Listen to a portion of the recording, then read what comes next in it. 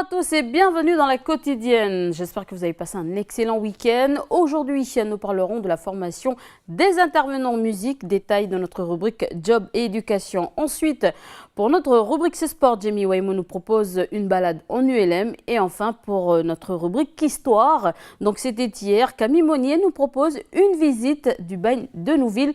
Mais avant de développer tous ces sujets, je vous propose de retrouver notre invité du jour.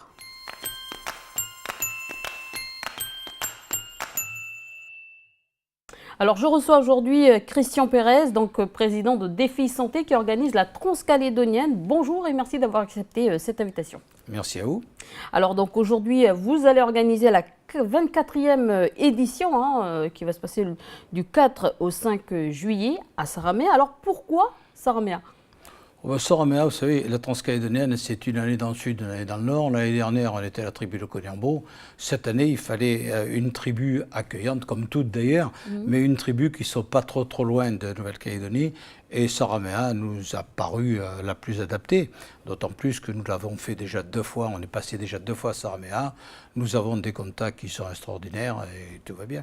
Alors, ça fait 24 ans quand même que vous l'organisez. Alors, est-ce que ce sera toujours le même principe, la même organisation ? Alors, non, il y a beaucoup de choses qui ont évolué. Bien entendu, depuis, vous savez, ce qui était une petite équipe en 1992, quand ça a commencé, est devenu pratiquement une petite entreprise. Donc, on a rajouté plein de choses, la Trans Junior, la Trans Découverte.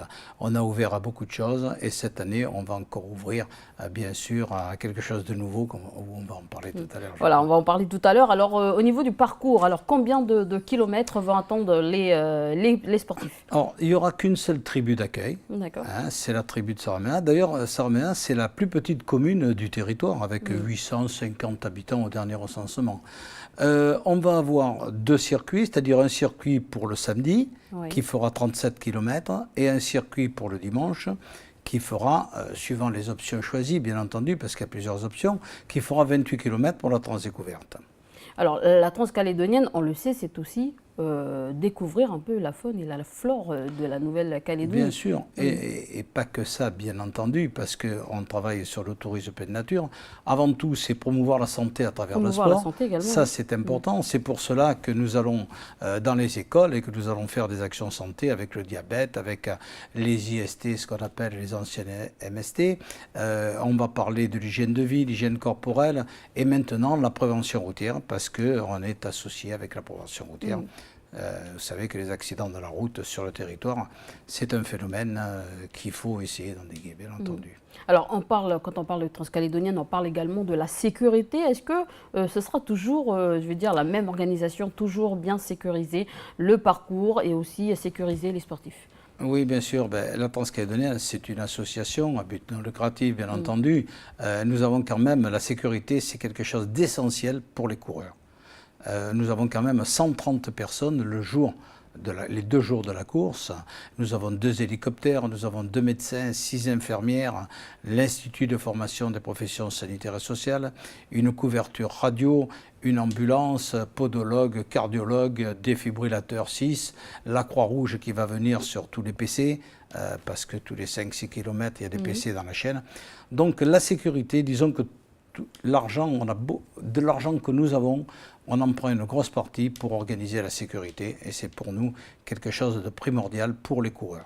Alors avant de parler des inscriptions, on va quand même parler de la tribu qui vous accueille. Donc ça fait 24 ans quand même que vous organisez cet événement. Donc aujourd'hui, on voit bien que les gens des tribus, ou la population des tribus d'ailleurs, l'ont adopté. Donc comment ça se passe au niveau de l'organisation ?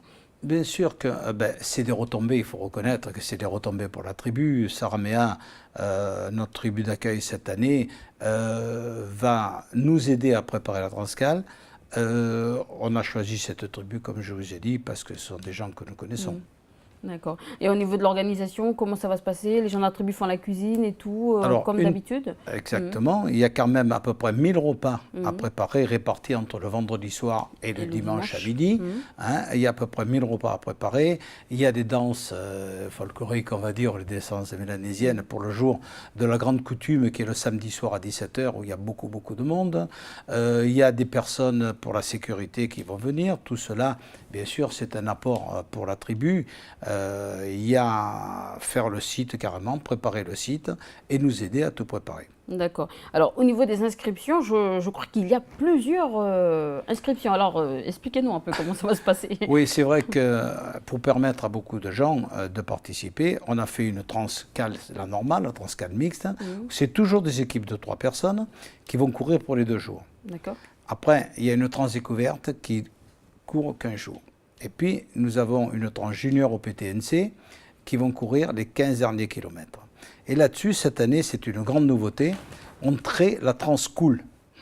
D'accord. C'est quoi Transcool? La Transcool, c'est pour permettre à des gens, promener relative, mais marcher vite à la rigueur, pour permettre à beaucoup de gens de participer à cette transcalédonienne qui est devenue la course mythique du territoire, il faut le reconnaître. Pour permettre à ces gens-là de venir justement connaître la population mélanésienne, venir dans la tribu, connaître les us et coutumes. Parce on a parlé de la santé, on a parlé de l'environnement, on a parlé de beaucoup de choses, mais l'aspect culturel de la transcalédonienne, c'est quelque chose de très important. D'accord. On a un rapprochement entre les cultures et notamment... Nous avons beaucoup de gens du Vanuatu qui viennent, notamment des jeunes, donc ça leur permet, des gens des îles qui viennent également, ça leur permet de connaître la Grande Terre. Et puis nous avons des Australiens, nous avons des Japonais, nous avons des Tahitiens, et tout ça, ça fait une très très belle... Alors, vous le dites, des gens de la région vont venir participer à cette transcalédonienne. Comment vous faites justement pour faire connaître cette transcalédonienne à travers la région et à travers le monde? C'est très difficile. On sait que la Calédonie, c'est une destination qui est quand même loin pour exemple, les gens de métropole, mais qui est une destination qui est chère aussi, il faut reconnaître, il faut dire la vérité. Vous savez. Moi, j'ai l'habitude de pas faire de la langue de bois et de dire ce qu'il y a. C'est une nation qui est chère, donc c'est difficile. On le fait souvent par mail. Mais c'est un peu impersonnel le mail. Vous savez, les gens dans la vie, quand vous voulez obtenir quelque chose, il faut les voir, il faut discuter. C'est une relation humaine. Et moi, j'apporte une grande importance à la relation humaine, notamment dans la transcalédonienne. Donc cette relation humaine, il faut la créer. Il faut aller voir les gens. Les emails, c'est impersonnel. Donc chaque année, on va voir les gens, on essaye de les faire revenir. Bon, c'est vrai que cette année, on n'ira pas loin, on ira uniquement en Australie et au Vanuatu pour faire venir, après ce qui s'est passé, vous savez bien, au Vanuatu, pour faire venir des enfants défavorisés, pour leur changer un peu les idées. Et ça a un aspect humain, la transcalédonienne, c'est une grande famille. Cette année, quelque chose d'exceptionnel aussi pour la Transcool, je demande à tout le monde de se déguiser. Ah oui. Ah, c'est une nouveauté. On va essayer. Non, il y a déjà des gens. Il y a un thème précis ou Non, pas spécialement. Mais le but, vous savez, de mettre une perruque, de mettre un founet, de mettre n'importe quoi. Mais il faut que ça soit la Transcale. C'est quelque chose de convivial, c'est quelque chose de familial. Il faut de plus en plus de monde. Même les gens des tribus, quand ils vont accueillir les gens, ils peuvent se déguiser. C'est sympa. Et puis, pour que ça soit une grande fête. Alors, vous attendez combien de sportifs et jusqu'à quand on peut s'inscrire? Est-ce que l'inscription est déjà ouverte? Alors, très bonne question. Combien on attend de sportifs? Au minimum, autant que l'année dernière, c'est-à-dire 800 et quelques. D'accord. Cette année, la Transcool qui vient d'être créée pour permettre à beaucoup de gens de participer, je pense honnêtement que ça va augmenter le quota parce que 15 km pour la Transcool, c'est faisable par beaucoup de personnes. Bien que le dénivelé ne soit pas tellement important cette année. Donc ça va faire beaucoup de monde. Je pense que dans les 1000 personnes pour courir, c'est important. 1000 personnes, on a un réseau sécuritaire qui permet d'accueillir 1000 personnes. D'accord. Voilà. Au-delà, il faudra prendre des dispositions, bien sûr, particulières. Et au niveau des inscriptions, est-ce que c'est déjà ouvert? Alors, non, les inscriptions ne sont pas encore ouvertes. À partir du 11 mai, vous aurez sur le site internet de la Transcale, @mls.nc, vous aurez transcale.nc, pardon, vous aurez tout ce qu'il faut pour les dossiers d'inscription, et au bureau des filles santé, qui cette année a changé, n'est plus au rond-point de Magenta, attention, c'est sur les terrains de la prévention routière, au Réciving. D'accord. Alors, un petit message pour terminer à passer aux sportifs. Qu'est-ce qu'ils doivent faire avant la semaine justement de la transcalédonienne? Un petit conseil, pardon. Oui. Ce n'est pas que la semaine avant. Quand vous participez à une telle manifestation sportive, la nôtre et les autres également, ça se prépare depuis très longtemps. C'est une hygiène de vie, c'est une hygiène, c'est de l'entraînement. Ceux qui sont sur Nouméa, le Wentoro, il ne faut pas avoir peur de le faire plusieurs fois parce que la Transcale, il y a beaucoup de dénivelé. Bien que cette année, on est à peu près 1600 mètres de dénivelé, premier jour et deuxième jour. Donc ce sera prouvé. Alors, à partir du 12 mai, les gens peuvent venir s'inscrire au bureau. Notre téléphone est le 27 43 47. Notre site transcal.nc et notre email c'est transcal@mls.nc. Voilà, donc le message est passé. Christian Pérez, merci d'avoir accepté cette invitation. Ben, merci à vous. Allez, on passe tout de suite à notre agenda du pays.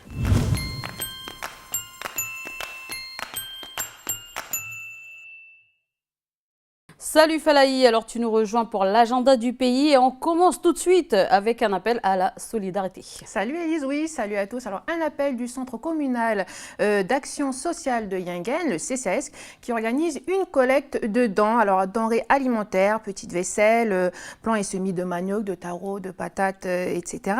ou encore sous forme financière. Alors ces dents seront destinées aux sinistrés des dernières intempéries qui ont eu lieu dans les communes de Ouégoua et Puebo. Alors vous pouvez les déposer auprès de Madame T1 Martine à la mairie de Yingen aux heures ouvrables et tout ceci jusqu'au jeudi 7 mai. Et vous pouvez appeler le 42 81 19 ou bien le 42 81 20. Voilà, donc l'appel est lancé, en compte sur votre générosité. Donc allez, direction Koumak avec du sport, la régate des Toiles du Lagon plus exactement. Oui, c'est ça, avec l'association Les Toiles du Lagon de Koumak qui vous donne rendez-vous à la nouvelle base située à la marina des airs des Flamboyants les 8, 9 et 10 mai. Alors en ce qui concerne le programme, le vendredi 8 et le samedi 9 mai seront dédiés aux compétitions toute la journée. La journée de dimanche, quant à elle, sera dédiée à la remise des prix et c'est à partir de 14h. Et tout le monde peut participer? Eh bien non, seuls les licenciés de la Fédération française de voile pourront y participer. Mais bon, c'est pas interdit d'y aller par simple curiosité. D'accord, et pour plus d'informations, un contact peut-être? Oui, alors vous pouvez appeler le 94 62 90. Voilà, et après le sport, on continue toujours dans le Nord avec là une info culture. Oui, avec l'exposition photographique Face Portrait Kanak qui est visible au Centre culturel de Vaud. Vous en avez parlé déjà, mais bon, un petit rappel, ça ne fait pas le mal. Donc jusqu'au 22 mai, vous pouvez aller découvrir ou redécouvrir cette exposition photo. C'est de midi à 17h le mardi et jeudi, de 10h à 17h, on continue le mercredi et enfin le vendredi et samedi, c'est de 8h à midi. Voilà, il y a une piqûre de rappel cette fois-ci pour l'exposition Knamakin. Oui, tout à fait. Exposition qui se trouve au Centre culturel Pomimi à Koné et qui est également ouverte jusqu'au 22 mai. Voilà, donc si vous n'avez rien à faire, allez-y. Donc tu vas nous parler plutôt d'un concours littéraire. Oui, alors jusqu'au 30 mai, l'association Écrire en Océanie en collaboration avec la Médiathèque du Nord, la Médiathèque de l'Ouest ainsi que l'Association des bibliothécaires du Nord organise un concours littéraire autour du thème des faits divers. Alors les participants devront écrire une nouvelle s'inspirant d'un fait divers paru dans les journaux du Pacifique et dont ils devront fournir l'article de référence. Voilà, et si besoin, pour plus de renseignements, vous pouvez appeler le 47 20 65 ou bien aller sur leur site www.écrire-en-océanie.nc. Voilà, je l'aide un peu pour les numéros de téléphone. Merci. Tu es fatigué de l'annonce, non, je plaisante. Voilà, c'est fini pour le Nord. On part à destination de la capitale avec la galerie Arte Bello pour une exposition. Oui, une exposition peinture plus exactement, signée Luigi Pacifico. Alors cette exposition intitulée Rêves du Pacifique est visible depuis aujourd'hui, lundi 4, et elle le restera jusqu'à samedi 9 mai.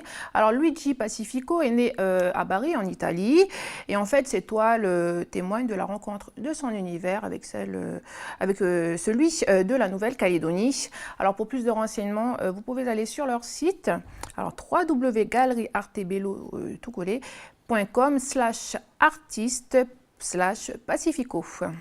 Voilà, allez, un peu de musique maintenant pour continuer dans l'agenda. Oui, et c'est le Centre d'art qui organise l'événement Apéritif Musique. Tous les mois, des groupes de musique, des maisons de musique, se produisent sur scène, dans des conditions professionnelles, et c'est l'occasion de découvrir de nouveaux talents musicaux. Alors, au programme, demain, Simple Soul, alors c'est du rock, du blues et de la soul, qui nous viennent de la maison de musique de Tuban. Et Nairouz, donc c'est du Kaneka et du reggae, on connaît un petit peu plus de la maison de musique de Rivière-Salée. année des groupes qui se produiront sur la scène extérieure du centre d'art, sous réserve de bonnes conditions météorologiques, évidemment. Alors, renseignement auprès du centre d'art au 25 07 50. Et pour finir, on parle d'une expo photo. Ah oui, à partir de demain, mardi 5 mai, les Nouméens pourront voir une série de photos à la place des Cocotiers, des photographies de grand format, certaines sur le thème du temps libre, issues d'un concours organisé par l'association Kaleido Photo. Alors l'expo est visible jusqu'au 25 juin. Et puis voilà, Elisa, ce sera tout pour moi. Merci Falaï, on te retrouve pour un autre agenda dès demain. Au plaisir Elise, salut à tous. Allez, on retrouve Jamie pour notre rubrique C'est Sport.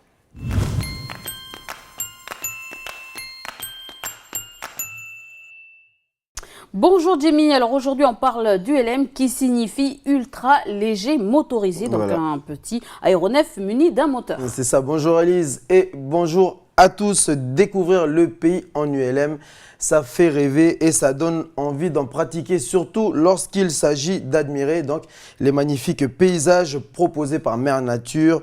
Et là, Elise, difficile de ne pas citer le magnifique cœur de veau révélé au grand public par Yann Arthus Bertrand. Donc voilà une belle photo qui a fait le tour du monde et qui attire chaque année de nombreux touristes. Admirer ce chef-d'œuvre de la nature, c'est ce que propose l'ULM à faible altitude et surtout à un prix accessible. Voilà, une bonne chose pour l'activité qui souffre tout de même d'une enfance, on va dire, difficile. En effet, des débuts difficiles donc pour une activité qui a longtemps souffert d'une mauvaise médiatisation.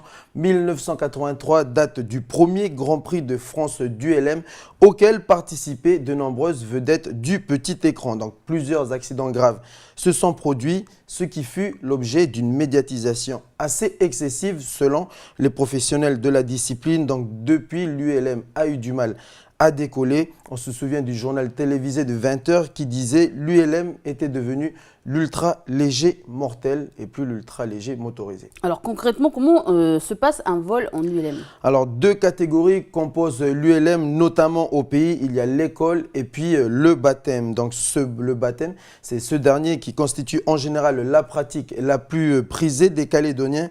Une balade, un vol loisir, comme ça se dit dans le monde de l'aéronef. Il se fait accompagner donc d'un professionnel. Chaque structure, quelle que soit chaque structure du pays, qu'elle soit privée ou d'ordre associatif, dispose d'un pilote professionnel et c'est la seule personne apte à pouvoir proposer des vols libres, donc des baptêmes de l'air et puis découvrir le pays, visiter, avoir des vues aériennes de notre beau pays. Donc 50 vols occasionnels, c'est le nombre enregistré par l'association des ULMistes de Nakutakoin. Je parle bien sûr des vols occasionnels. Alors, c'est pour les vols occasionnels, voilà, comme tu le disais, et pour les vols réguliers? Alors, également une cinquantaine de vols réguliers, Élise, donc, se déroulent chaque année, donc pratiqués cette fois-ci par des adhérents, c'est-à-dire des personnes qui disposent d'une licence et puis surtout d'un permis ULM. Donc au pays, 6 clubs proposent et offrent la possibilité de pouvoir devenir pilote d'ULM. Je précise bien que c'est en loisir et puis aussi c'est un permis pour être bénévole, je précise bien. Donc aucune compétition n'est organisée, juste le droit de savourer et puis d'admirer les beautés de la nature calédonienne, notamment à Koné, Élise, où plusieurs aéronefs n'attendent plus qu'à déployer leurs ailes et vous donner un moment unique entre ciel et terre, un magnifique reportage signé André Ravel et Stéphanie Marlier.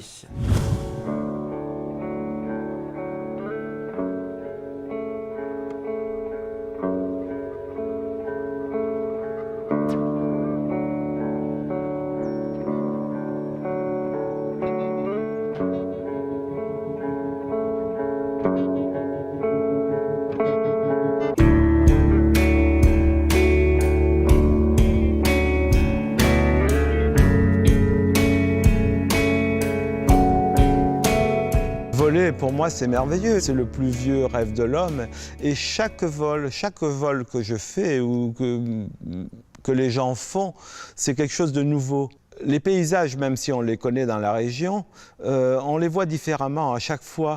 Et puis, il y a toujours cette petite tension, cette petite adrénaline, parce que lorsqu'on vole, on est cool, certes, mais on surveille nos instruments, on surveille pas mal de choses.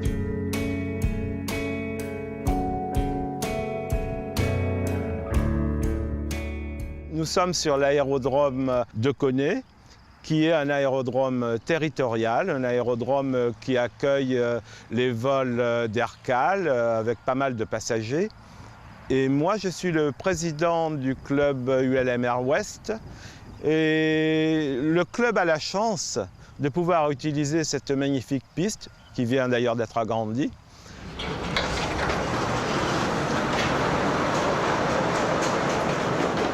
Ici, on a un Coyote. Voilà, un Coyote, c'est un 3 axes.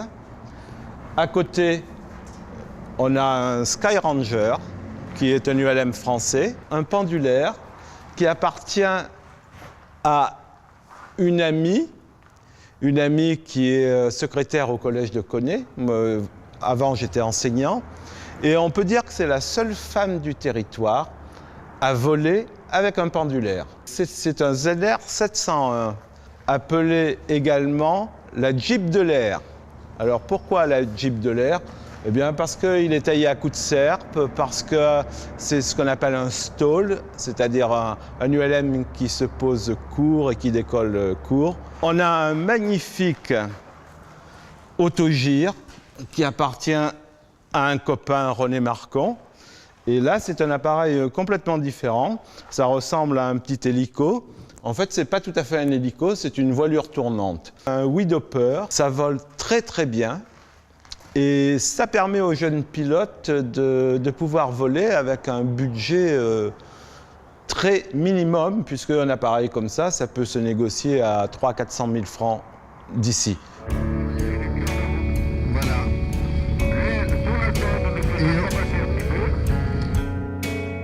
Un ULM est un engin volant qui ne doit pas dépasser 450 kg en charge. De mémoire, 472 kg lorsqu'il est équipé d'un parachute. On tolère une vingtaine de kilos en plus pour le parachute.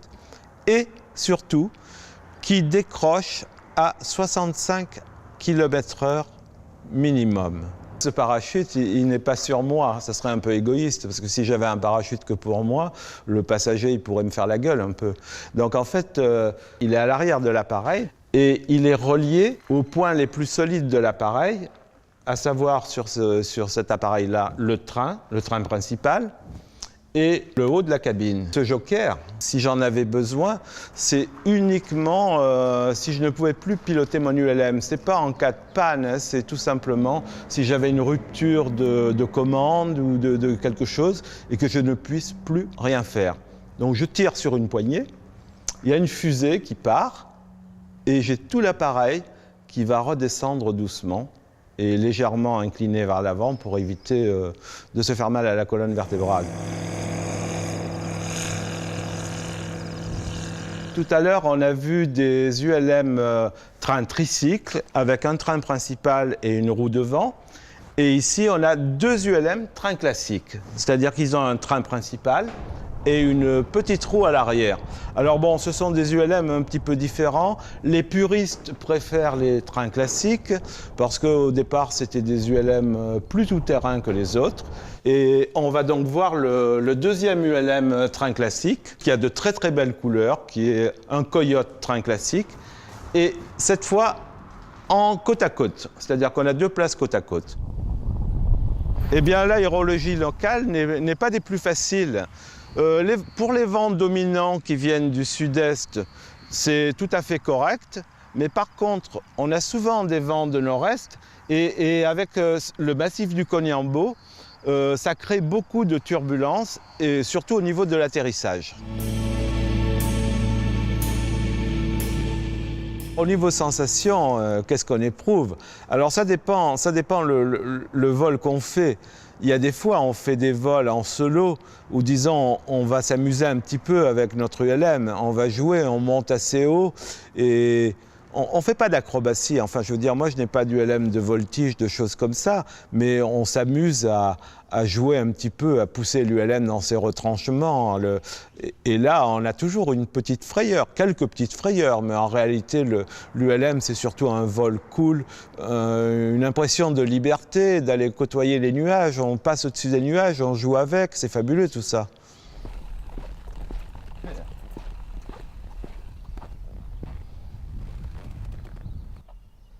on ne vole qu'avec son ULM. La plupart des gens ne volent qu'avec leur ULM. Donc on sait dans quel état ils sont. Eh bien, quand on fait un vol, eh bien, on sort d'abord notre ULM sur le tarmac. Et après, on fait ce qu'on appelle une pré-vol. Une visite pré-vol, on vérifie pas mal de petites choses. Entre autres, bien sûr, les niveaux d'huile, de liquide de refroidissement, etc. Et puis, on fait le tour de l'ULM. Alors, chacun a sa méthode. Moi, je commence par un côté et je tourne en vérifiant les points d'ancrage, les commandes, le train, enfin, tout ce qui peut entraîner un problème en vol. Eh bien, si on l'estime apte à voler, c'est souhaitable, ben on s'installe dedans et on le fait chauffer, très important.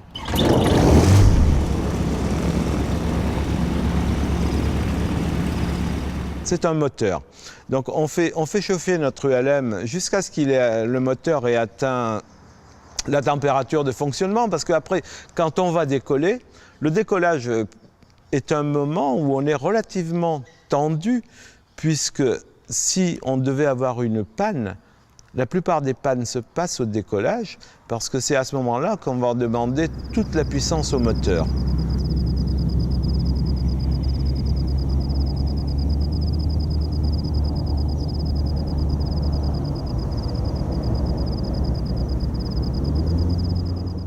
Et après, on décolle.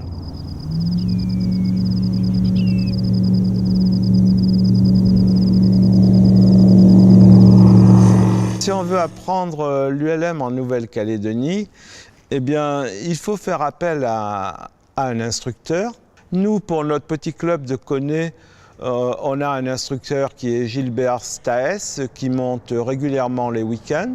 Une fois qu'on a son brevet ULM, le brevet d'ailleurs il y a une partie pratique qui se passe en vol, on est testé par l'instructeur, et une partie théorique qui se passe à l'aviation civile à Magenta. Après ça, une fois qu'on a ce papier en poche, qu'on a sa licence ULM, c'est pas très simple. Soit on achète un ULM, et là il faut investir un ULM d'occasion entre 3 et 10 millions. Par contre, ce n'est pas tout d'acheter un ULM. Il faut pouvoir trouver la place pour le mettre. Par exemple, si je prends le petit club de Koné, plus personne ne peut rentrer dans le club. Enfin, peut rentrer dans le club, oui, mais en tant que membre. Mais personne d'autre ne peut rentrer actuellement parce qu'on n'a absolument plus de place. Donc ça, c'est un gros problème. Et à Nakutaquin, je pense qu'ils ont un petit peu le même souci. Tous les nouveaux pilotes ne peuvent à l'heure actuelle pas acheter du LM parce qu'il n'y a pas de place.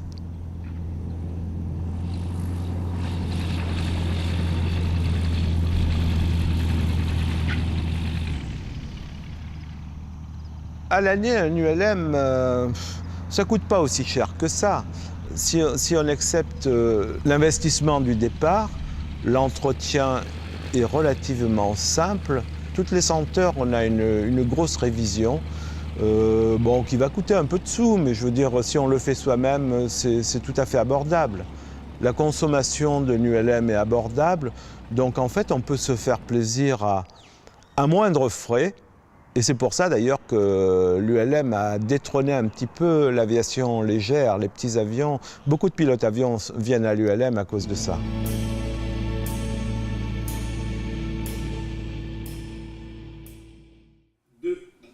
Alors, Jamie, comment ça se passe si on veut devenir pilote d'ULM? Alors, pour devenir pilote d'ULM, Élise, c'est pas un passage obligatoire dans une école qu'une personne lambda peut décrocher sans permis. Même procédé que pour le permis de conduire, l'apprentissage s'effectue en 2 temps avec le code, donc la partie théorie, et puis la partie pratique, donc la conduite, avec un certain nombre d'heures de vol à effectuer, toujours avec un pilote professionnel, bien évidemment. Donc, l'examen se déroule à l'aviation civile, et puis pour la conduite, je répète qu'elle se fait avec un pilote professionnel, et c'est le pilote professionnel qui délivre, c'est lui qui dit que voilà, si tu peux voler tout seul ou pas. Après, en fonction de la progression des personnes et en fonction de l'âge, ça joue un rôle important aussi. Certaines personnes peuvent mettre 25 heures et d'autres peuvent mettre 65 heures voilà, pour obtenir le permis. Mais c'est vraiment le pilote professionnel qui délivre, qui dit que tu mérites d'avoir le permis ou pas. Alors, est-ce que c'est un moyen, on va dire, de transport sûr ou pas sûr?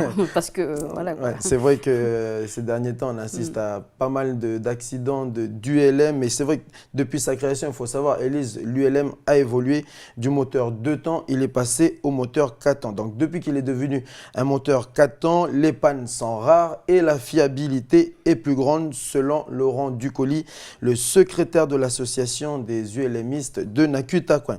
Apparemment, l'argument a suffi pour convaincre les curieux puisque l'an dernier, lors d'une porte ouverte à Nakutakwin en octobre 2014, l'association n'a pu satisfaire la demande des Calédoniens qui étaient venus en masse pour découvrir les vertus de l'aéronef et puis pour surtout pouvoir assister, pouvoir effectuer un baptême de l'air en ULM. Bon, on peut donc dire ça prouve que voilà. c'est assez fiable et puis que les Calédoniens font confiance aux structures du pays et puis aussi aux pilotes professionnels. C'est une bonne chose pour la discipline. Donc je voulais rajouter, on peut dire que les clichés de l'ultra léger mortel n'est que de l'histoire en fait. C'est clair, Elise. En Nouvelle-Calédonie, voilà, tu fais bien de préciser. Voilà. Toujours selon Laurent Ducoli, le secrétaire de l'association des planeurs de Nouvelle-Calédonie, l'ULM du pays a atteint son niveau de maturité avec une demande assez régulière. Donc chaque année, malgré des débuts difficiles, l'aéronef a su au fil du temps convaincre les sceptiques. Laurent Ducoli disait maintenant, plus personne n'a peur de voler en ULM. Donc c'est une bonne chose pour la discipline. Alors se poser de manière improvisée à condition d'être toujours à proximité d'un terrain, c'est ça? En effet, Élise, ce qui suppose en outre de voler à une hauteur de vol suffisante à 500 mètres du sol minimum. Ça, c'est pour les pilotes, c'est pour ceux qui arrivent à décrocher le permis. Puis pour ceux qui veulent tout simplement apprécier le paysage et puis visiter le pays par les airs, sachez qu'un vol s'élève au minimum à 13 000 francs la balade. Voilà, merci Jamie, puis on va espérer qu'on aura plus de pilotes en Nouvelle-Calédonie. Avec plaisir, Elise, et puis merci à tous. Allez, on passe tout de suite à notre rubrique Job et Éducation.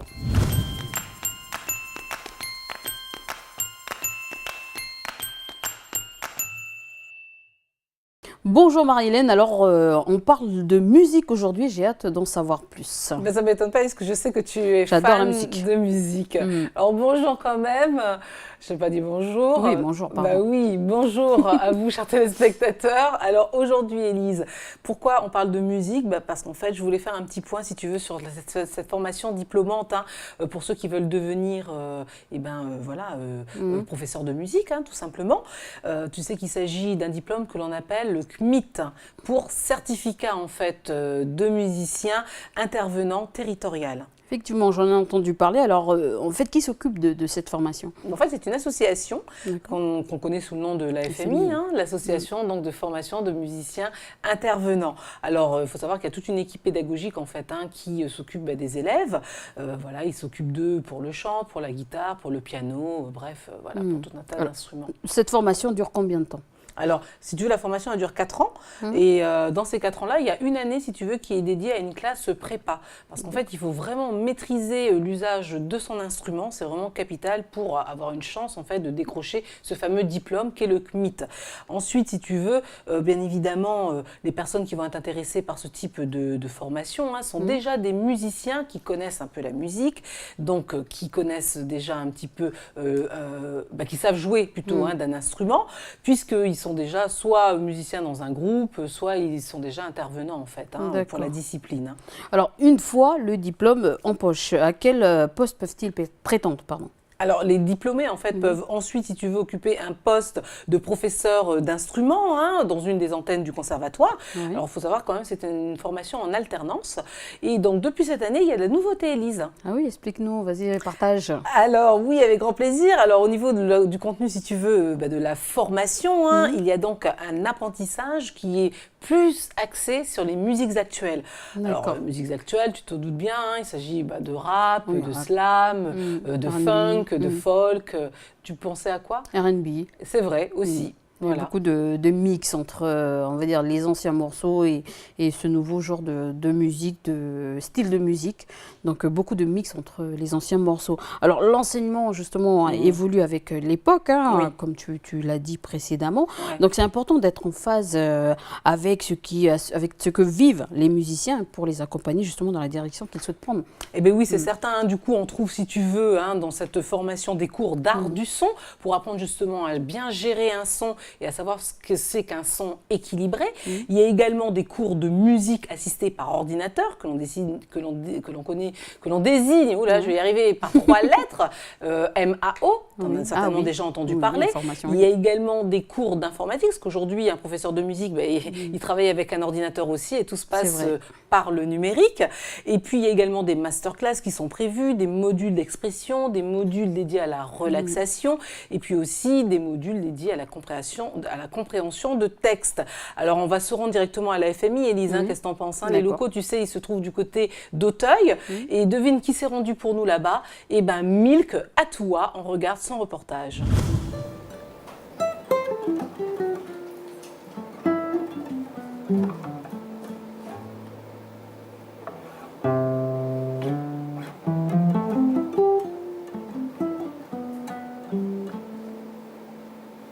La FMI, c'est une association.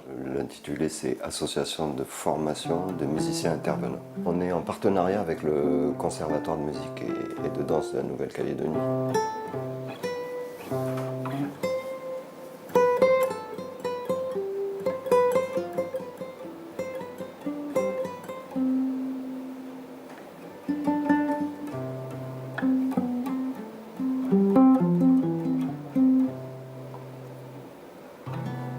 Le certificat de musicien intervenant territorial, il a été défini comme un diplôme de niveau 4, un équivalent d'un bac professionnel. Ce que je dis toujours aux étudiants, c'est une première porte, parce que souvent nos étudiants, ils ont lâché les études scolaires parce que ça ne leur convenait pas, donc ils n'ont pas pu aller jusqu'au bac, ils leur auraient ouvert d'autres filières derrière. Là, avec cette filière musique, ils ont la possibilité d'aller soit sur Poitiers, soit d'autres... Voilà, on est en train de voir les contacts sur l'Australie, Nouvelle-Zélande, plusieurs branches qui peuvent s'ouvrir à partir de ça. Donc c'est un premier diplôme qui permet de poser ici en Nouvelle-Calédonie le principe d'un métier, professeur de musique. Et ensuite, aux étudiants de continuer à se former pour justement avoir de plus en plus de compétences, de plus en plus de connaissances. On a bien 5 notes. Tonique, tierce mineure, une quarte, une quinte, une septième mineure et un quart. Alors l'origine de cette formation, c'est M. Alain Guarez qui lui avait monté un projet de classe à horaire aménagé sur le collège de Nidivin.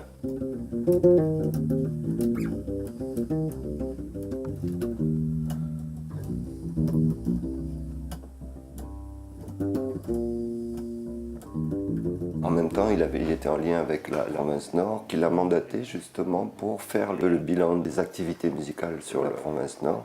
Et de fil en aiguille, on est arrivé à mettre en place une formation.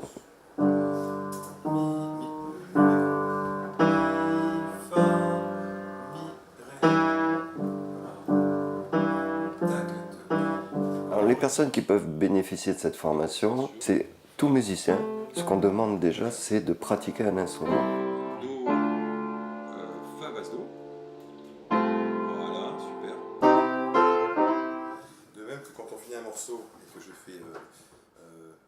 On a eu des candidats qui sont venus sur cette formation et qui pensaient qu'ils allaient pouvoir apprendre un instrument. On dit non, il faut déjà pratiquer un instrument. Et puis à partir de là, on voit qui a la volonté de transmettre. Et on insiste beaucoup là-dessus, c'est une formation professionnelle qui tend à former des professeurs de musique.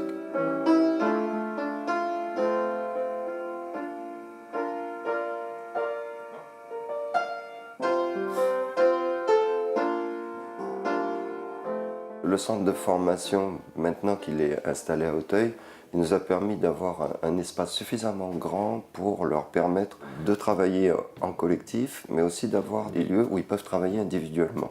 On a des petits box où ils peuvent aller travailler leur instrument comme la batterie, la basse, la guitare, et on a les grandes salles. Un des facteurs de réussite aussi, c'est que comme nous avons un public qui vient de loin, on peut les héberger la veille des cours. Parce que je me souviens au tout début où on avait mis en place la formation CMIT, on avait des étudiants qui étaient partis à 4 h du matin, ils avaient pris le car, ils arrivaient, ils débarquaient au conservatoire et pour attaquer des cours derrière. Donc là maintenant, c'est beaucoup plus confortable, ils arrivent la veille, ils sont hébergés au foyer à Koutio et ils peuvent se reposer, se préparer. Le lendemain matin, voilà, ils viennent en cours, ils sont beaucoup plus frais. Au niveau transport, on a fait l'acquisition d'un bus. On a un bus d'une vingtaine de places. Bon, on va le faire très lentement. Donc,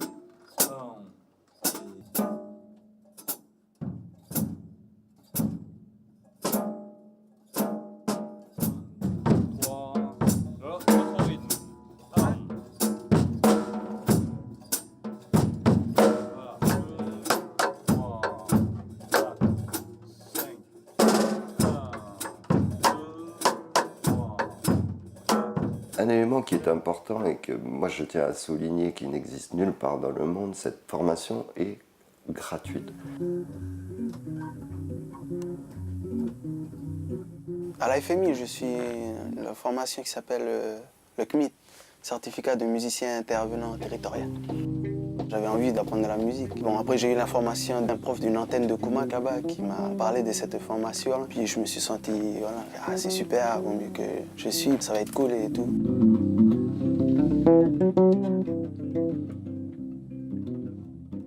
Bon, la formation, ça va, mais quand même, il y a des difficultés parce qu'il y a des trucs vraiment, voilà, quoi. On rentre dans le vif du sujet, quoi. C'est vraiment le solfège et tout ça, là, harmonie, c'est des trucs, on n'a pas l'habitude d'entendre ça dans les tribus. Depuis que je suis ici à la FMI, j'ai vraiment évolué, même les proches me le disent.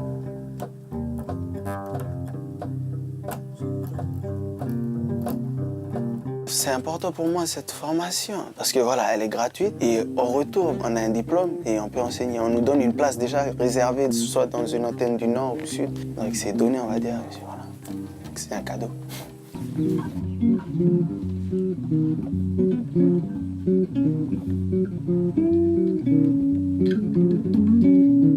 Voilà, donc Marie-Hélène, le discours du jeune musicien me donne envie d'apporter des précisions aux téléspectateurs, d'ailleurs, qui le savent. Chez nous, la musique, c'est un peu inné, sans me vanter, parce qu'on apprend justement à chanter à l'église. D'ailleurs, les grandes chanteuses américaines, en parlant de Whitney Houston, ont appris la musique en chantant à l'église. Gospel, ouais. On a chanté aussi également les chorales qu'on appelle couramment les dos, les tapérances. On va dire que voilà, la musique, ça fait partie de nous, quoi. Si je peux m'exprimer comme ça. Eh bien oui, tu peux le dire, Élise. Et puis, tu sais, c'est un apprentissage aussi de la musique au feeling. On ressent les choses, on ressent le rythme. Et puis, on se laisse aller. Et puis, on ne fait que voilà, s'amuser en chantant. Et ça, c'est le bonheur, Élise. Alors, grâce justement, si tu veux, à cette formation, les jeunes apprennent les bases, forcément, qu'on n'a pas au départ. Et puis, ils s'enrichissent aussi en termes de pratique instrumentale, puisque voilà, ils vont mieux maîtriser leur instrument, puis même découvrir aussi des choses lors de la formation, quoi. Alors, après le CMIT, est-ce qu'il est possible d'aller plus loin ? Alors oui, Élise, c'est possible. D'ailleurs, certains ont déjà suivi cette expérience-là, puisqu'ils sont partis donc, en métropole pour intégrer une école que l'on appelle le Centre de formation des musiciens intervenants de Poitiers, le sigle étant CFMI. Et donc, en intégrant, si tu veux, cette école, voilà, ils ont bien évidemment l'opportunité d'améliorer et de s'enrichir encore plus, mais surtout de ressortir avec un diplôme, Élise, qu'on appelle le DUMI, pour diplôme universitaire de musiciens intervenants. Et une fois qu'ils sont diplômés, Élise, certains reviennent sur le territoire, font 1 an de stage et ensuite ils peuvent prétendre à un poste de prof au collège ou de prof au conservatoire ou bien voilà, occuper un poste de musicien intervenant. Alors, tu l'as dit, des jeunes sont partis suivre cette formation. Est-ce que tu peux nous donner des noms ? On veut des noms. Tu veux savoir qui a vécu cette expérience ? Alors, il y a une personne que l'on connaît bien, en tout cas à travers des reportages que l'on a déjà faits. Il s'agit donc de Vincent Djamali. Ah bah oui, il est connu à travers les reportages d'NCTV. Non, je parle d'NCTV. Voilà, je pense que tu connaissais personnellement. Non. Je dis bonjour comme ça, si, je le connais un peu, mais pas personnellement. Mais on se dit bonjour comme ça dans les cadres de reportages. D'accord, donc tu sais qu'il travaille à l'antenne du conservatoire donc, de Koné. Très doué. Exactement, oui, et il collabore d'ailleurs au dispositif, tu sais, CHAM, hein, le fameux dispositif des classes musique à horaire aménagé, ce qui l'amène du coup à intervenir en milieu scolaire, et puis aussi à travailler sur des créations artistiques avec les élèves.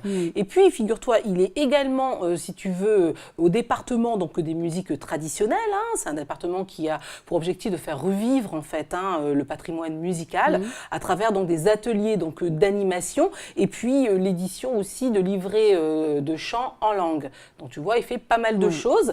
Et puis il y a une autre jeune femme aussi dont je voulais parler, il s'agit d'Angela Boucaud, qui elle aussi était partie en métropole, elle est rentrée l'an dernier, au mois de juillet, et donc elle est retournée à UVA et elle a créé en fait un festival pour enfants, parce qu'à UVA, il n'existe pas en fait d'antenne donc, du conservatoire. Bah, du coup, ça peut encourager justement la création d'une antenne sur UVA.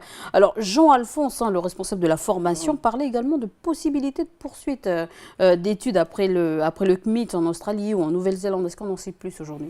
Oui, alors c'est vrai que le projet avait été lancé et a bien été, on va dire, préparé par les frères Touyada.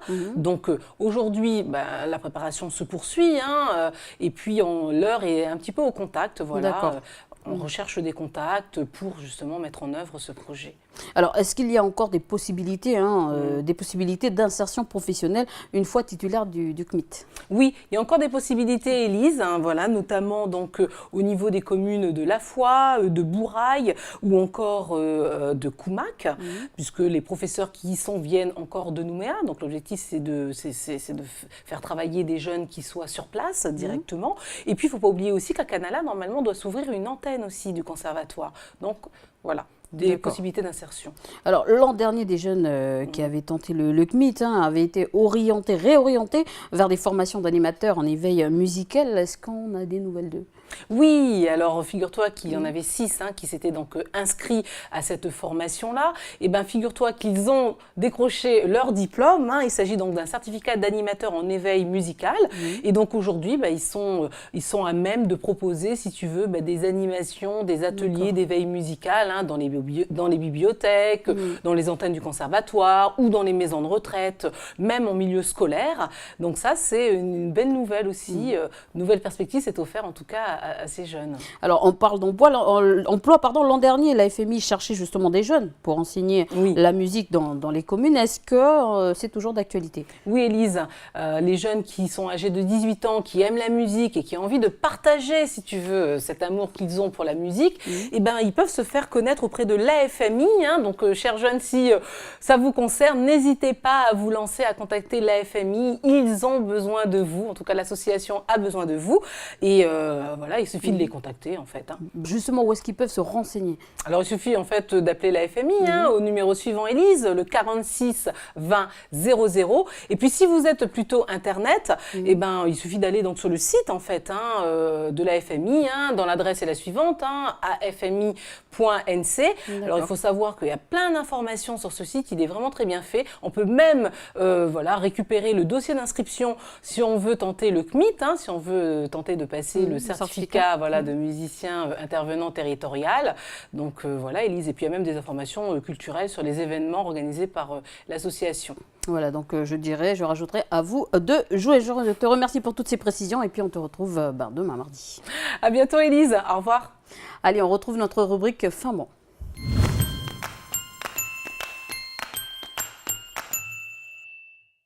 Alors, on peut le consommer en soupe ou en salade, donc cru, cuit au citron. Le bénitier est un fruit de mer très apprécié des Calédoniens. Donc aujourd'hui, au menu de la carte d'NCTV, je vous propose cette recette, donc le bénitier au gingembre.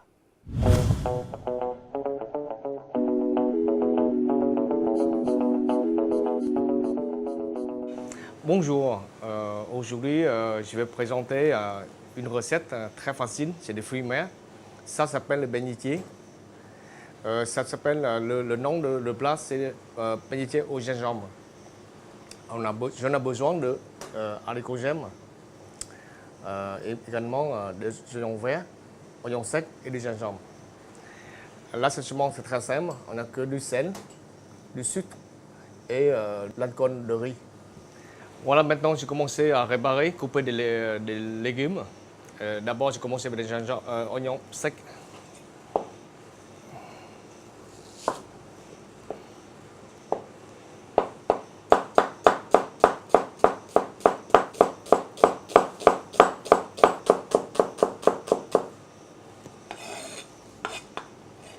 Et je commence à découper aussi des gingembre.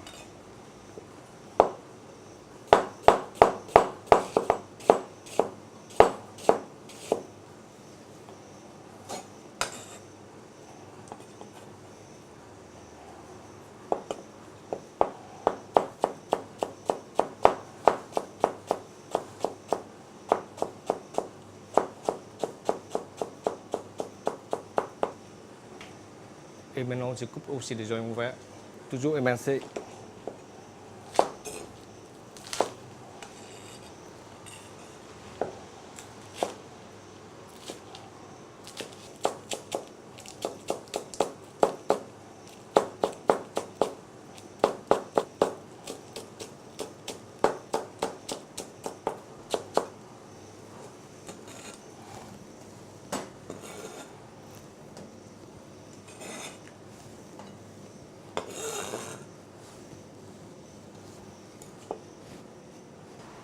Maintenant, je vais découper le bénitier. D'abord, je dois enlever tous les imperfections autour.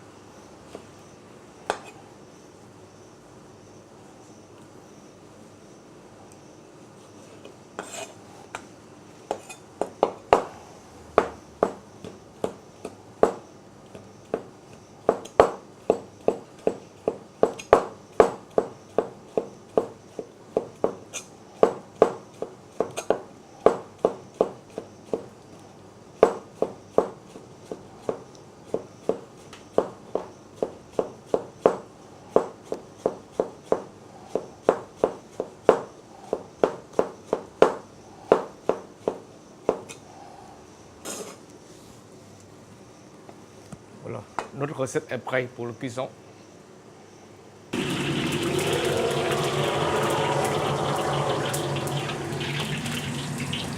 commencé à revenir le bénitier. Ça s'appelle du pré-cuit.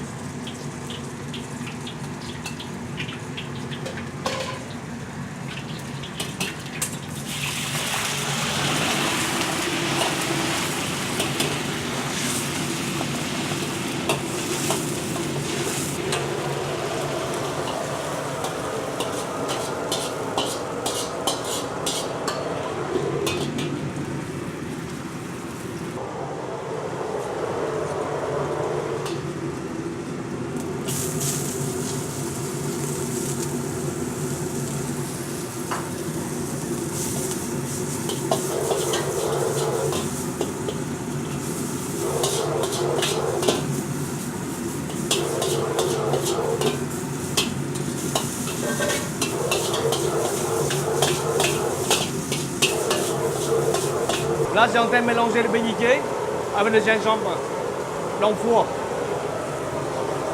Et également, je vais assaisonner un beau sucre et du sel également.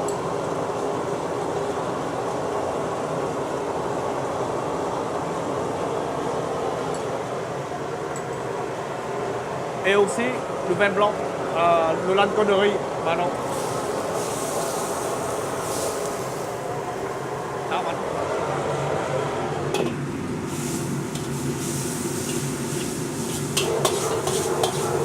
Et il va la fin, haricot gemme, soja.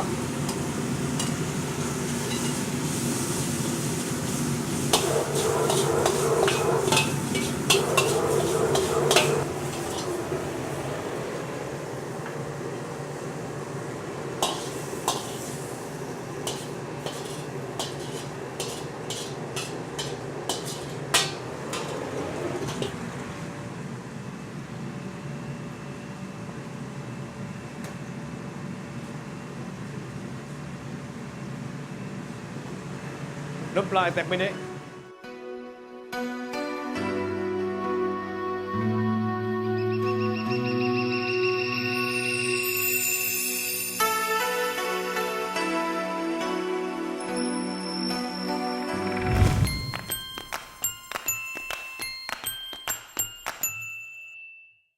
Bonjour Camille, alors je crois comprendre que depuis le début de l'année, tu nous emmènes visiter les différents lieux ou presque du bagne et aujourd'hui, tu nous y emmènes encore une fois. Exactement, bonjour Élise, bonjour à tous. Effectivement, depuis le début de l'année, je n'arrête pas de vous parler du bagne, mais parce qu'il y a tellement de choses à raconter. Donc, petit rappel, je vous ai emmené récemment visiter le fort Teremba. Alors, petit rappel, ce fort, le centre pénitentiaire administratif d'un vaste territoire, le territoire d'Ouaraï. C'est un territoire qui s'étend donc de Lafoua, Farino jusqu'à Moindou. Et en fait, c'est le besoin grandissant de terre pour installer bien les bagnards les plus méritants, qui va être en fait à l'origine, en juin 1878, du déclenchement de l'insurrection kanak menée par le chef Ataï. Et donc ce soulèvement, il va être à l'origine, il va avoir pour conséquence l'édifice d'un fort militaire qu'on peut voir aujourd'hui.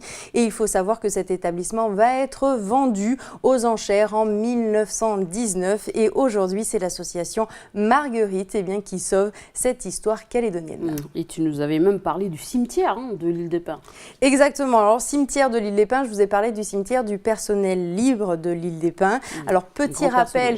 Encore, à l'île des Pins, ce sont essentiellement les déportés, les communards, les prisonniers politiques de la Commune de Paris. Donc 1871, ils vont être 3000 à être installés à l'île des Pins sans obligation de travailler et 900 déportés de la Commune de Paris, dont Louise Michel, qui vont être envoyés, eux, sur Ducos. Alors, Ducos, c'est là où ont débarqué justement les premiers forçats. Exactement. Alors, forçats, tu le dis très bien. Alors, pourquoi on appelle ces bagnards les forçats? Tout simplement parce que les premiers bagnards vont être condamnés, sont des condamnés de droit commun, donc ce sont des voleurs, des bandits, des assassins, et ils vont être condamnés aux travaux forcés, d'où leur nom.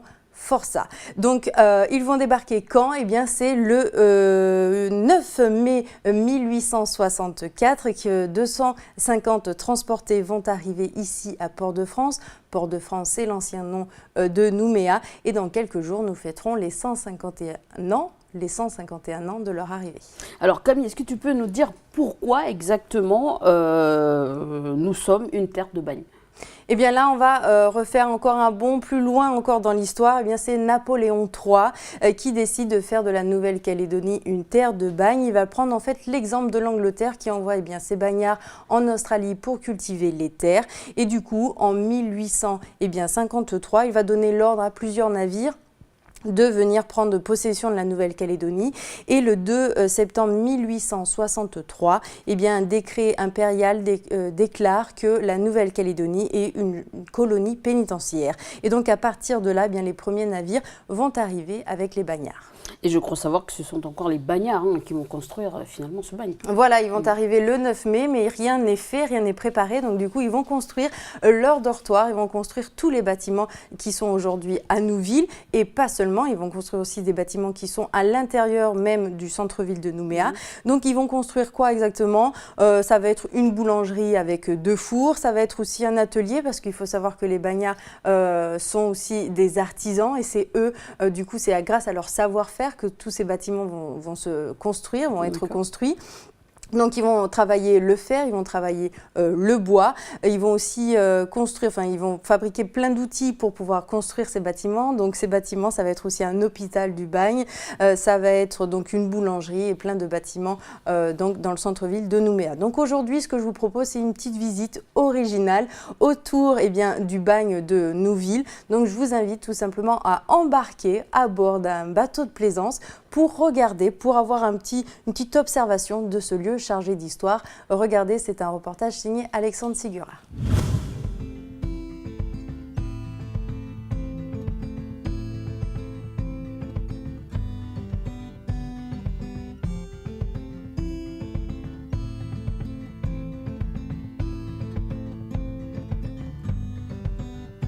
Today.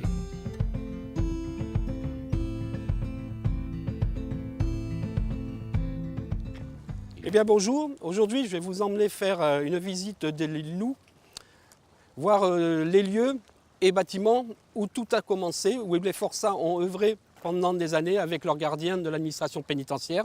Et nous allons surtout nous attarder sur les bâtiments et commencer cette visite par la mer, là où tout a commencé de toute façon. Allez, on embarque.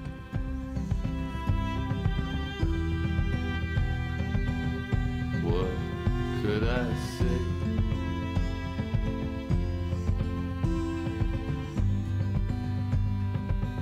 I was far away.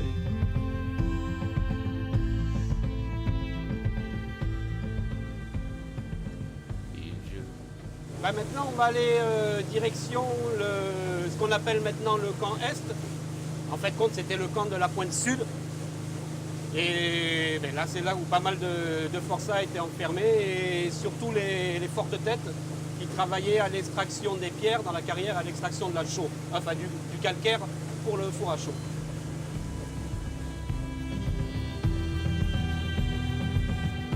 How close am I? Donc là, en nous dirigeant vers le camp de la pointe Sud, dit camp Est, on va passer le chenal qui a été et le pont qui ont été édifiés et construits pour permettre de raccorder l'île Nou à Nouméa. Il faut savoir que bon, avant, on avait une pointe de terre, une bande de terre qui s'avançait dans la Grande Rade et qu'on appelait la pointe du Roc. Cette pointe était signalée au bout par une balise qui existe encore et qui est au milieu du port autonome aujourd'hui. Voilà. Et donc, après cette pointe, sur la hauteur, on avait la batterie Picard. Donc cette batterie faisait partie d'un réseau de petits fortins et de batteries qui servaient à protéger Nouméa. Ben voilà, là, actuellement, nous passons devant la carrière de pierre. Donc c'est là qu'étaient extraits les pierres.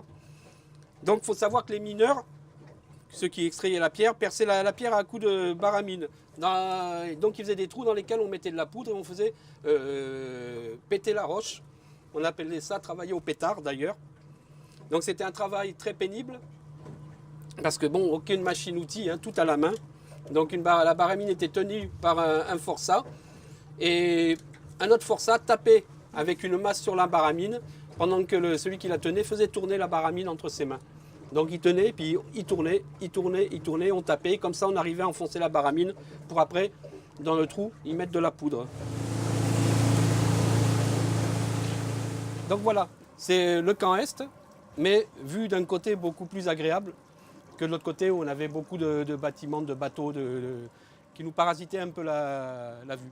Donc sur ce camp Est, on avait des cases dortoirs dont vous pouvez encore voir les pignons là. Ça, ce sont d'origine, en particulier celle de droite. On a un petit pignon là, ce sont les anciennes cases des forçats. Donc il faut savoir que là-dedans, on avait des cases pour les condamnés, pour les forçats. On avait les maisons des surveillants, de leur famille. On avait l'administration, on avait un lavoir, on avait un puits. On avait même un enclos maçonné qu'on appelle la vacherie, dans laquelle était parqué le soir le bétail. Donc bon, c'était une petite vie en autarcie dans le camp. On retrouve sur la crête là-haut, bon, de ce côté-là on ne discerne pas beaucoup, mais on retrouve sur la crête la maison du surveillant du camp de la pointe Sud, donc dit camp Est. Bon, du haut de sa crête, il avait quand même une vue plongeante sur tout l'ensemble du camp.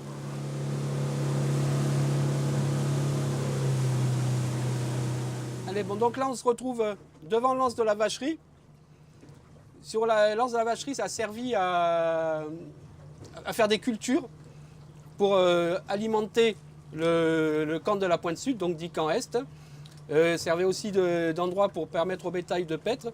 Et en particulier, sur cette anse vivait le fameux bourreau Massé, exécuteur des hautes œuvres, qui appréciait vraiment son travail et qui a eu le droit d'avoir une jolie petite maison dans laquelle il vivait. Et le bourreau Massé, lui, est arrivé lors du deuxième convoi en octobre 66. Donc après le premier convoi de l'Iphigénie, il est arrivé en octobre 66, 1866 bien sûr. Et à bord de ce convoi se trouvait le bois de justice. Donc un bois de justice, on appelait ainsi la guillotine. Et bon, la petite histoire veut qu'il était si vieux, a été si vieille cette guillotine, il paraît-il aurait tranché la tête de Louis XVI. Devant ce qui est communément appelé maintenant le CHS. En fait, c'est l'hôpital qui a été réservé aux condamnés malades. Donc la première construction, premier début des constructions, c'est fait en 1870 pour s'achever quand même en 1897. Donc très tôt, sur l'hôpital du Marais, donc, a été construit un bâtiment pour les aliénés. Donc bon, c'est vrai que les forçats pouvaient devenir un peu perturbés avec le temps et les conditions de vie. Donc ce fut un des premiers bâtiments construits qui, lui, après, fut séparé par une enceinte du reste de l'hôpital. Si on a, sur les plans larges, on peut voir que le CHS débouche d'un petit vallon. Et en remontant ce vallon, on avait donc derrière l'hôpital les jardins de l'hôpital. En particulier, il y avait des jardins anglais qui étaient très prisés à l'époque, autour d'un très vieux banyan qui a disparu depuis. Et quand on remontait le vallon, de chaque côté, on avait ce qu'on appelait les jardins de la transportation. Donc ces jardins étaient là, ils étaient travaillés par les forçats, les transportés, et ils servaient donc à alimenter en produits frais l'hôpital en particulier, et puis bon, le reste de la pénitentiaire. Donc là, on est dans l'anse Coindu, qui, elle, donc, a servi de jardin pour les cultures vivrières, de ferme, donc, pour les cultures vivrières, pour alimenter le pénitencier central. Donc, vous imaginez que toute cette plaine-là était entièrement cultivée avec des canaux d'irrigation, avec des puits. Et on y cultivait toutes sortes de légumes et on y faisait paître aussi du bétail. Bien sûr, comme tout endroit du pénitencier, sur l'île Nou, on avait, sur la hauteur là où on a les pins colonnaires, la maison du surveillant de la ferme. Voilà. Donc sur la hauteur, il surveillait un peu tous les agissements des condamnés.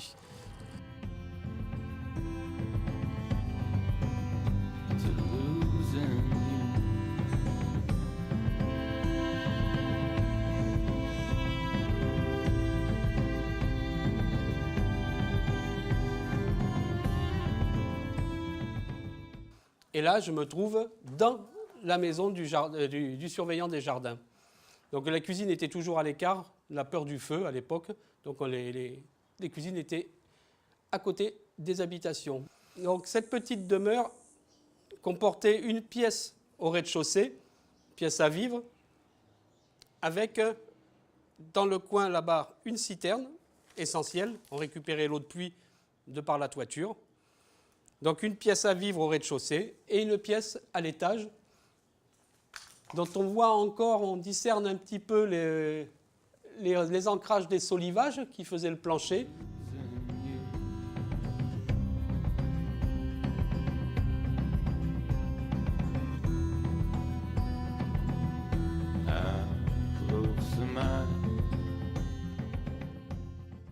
Bon, et ben on se retrouve ici devant le four à chaud de la pointe sud de l'île Nou.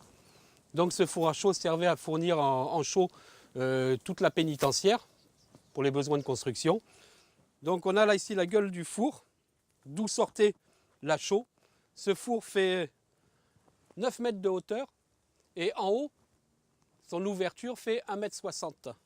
Donc on entassait par le haut du combustible, du calcaire qui était du corail, par couche, on y mettait le feu. Ça a chauffé à entre 800 et 1000 degrés. Et au fur et à mesure, en bas, on évacuait la chaux.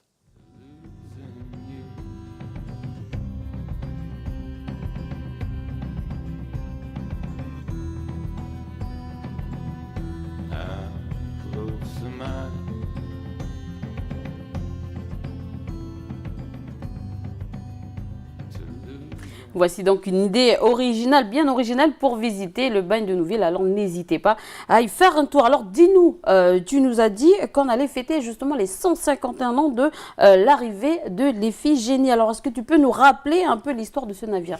Eh bien exactement, l'Iphigénie, c'est le navire que vous allez voir tout de suite sur la photo. Une frégate d'environ 54 mètres de long sur 14 mètres de large. Grand navire. Construite, exactement, grand navire. Construite à tout haut et mise à l'eau et armée de 60 canons pour la première fois en 1827. En 1860, eh bien, elle va un peu être améliorée en bateau de transport. Et 3 ans plus tard, elle va encore changer, va subir encore des modifications, cette fois-ci pour transporter les premiers bagnards jusqu'en Nouvelle-Calédonie. Donc nous sommes en 1864. D'accord, alors Camille, comment ça se passait à l'intérieur? Eh bien, à l'intérieur, effectivement, c'était pas gai pour les bagnards. En fait, ils étaient transportés pendant 4 mois dans les cales du bateau, dans des compartiments en fait, de 20 mètres carrés, enfermés par des barreaux de fer, espacés de 10 cm environ. Donc voilà, c'était quelque chose de très cloisonné et tout ça, ça se passait 4 mois dans les cales d'un navire, donc au pont inférieur. Voilà, donc au total, en fait, en Nouvelle-Calédonie, il va y avoir 75 convois. Au total, ça fait 30 000 bagnards, dont 1000 femmes qui vont être envoyées en Nouvelle-Calédonie. Alors justement, explique-nous comment, dans quelles circonstances les femmes sont-elles arrivées?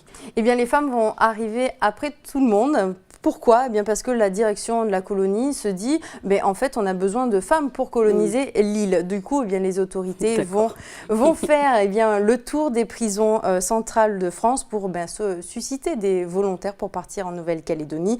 Résultat, le premier convoi de transportés de femmes vont débarquer le premier convoi va débarquer le 23 janvier 1870. En 7 ans, il va y avoir 192 femmes qui vont arriver. Insuffisant donc pour la direction des colonies parce qu'il faut encore développer cette colonie, voilà, encore plus de femmes. Donc du coup, ils vont agrandir, élargir leur recrue et là, ils vont pas seulement prendre des femmes condamnées aux travaux forcés pour infanticisme, ils vont aller au-delà, ils vont aller chercher des femmes condamnées à la réclusion ou condamnées tout simplement pour des simples délits. Mais elles vont être où, ces femmes? Eh bien, ces femmes vont être envoyées, hébergées à Bourail, dans un couvent tenu par des sœurs de Saint-Joseph de Cluny. Et elles seront donc prisonnières jusqu'à leur mariage. Un mariage, bien sûr, regardé sous le regard des sœurs, des religieuses. Et tout ça, ça va se passer jusqu'en 1897, au moment où, en fait, c'est la découverte du nickel par Jules Garnier. Voilà cette grande période du bagne. D'accord, merci Camille, j'espère qu'on a suscité justement l'envie aux gens d'aller justement visiter ce bagne du côté de Nouville. Merci Camille, et puis on te retrouve mercredi pour la rubrique Grandeur Nature. Merci Lise, à bientôt. Voilà, ainsi s'achève cette émission, merci de nous avoir suivis, je vous retrouve dès demain pour une nouvelle quotidienne.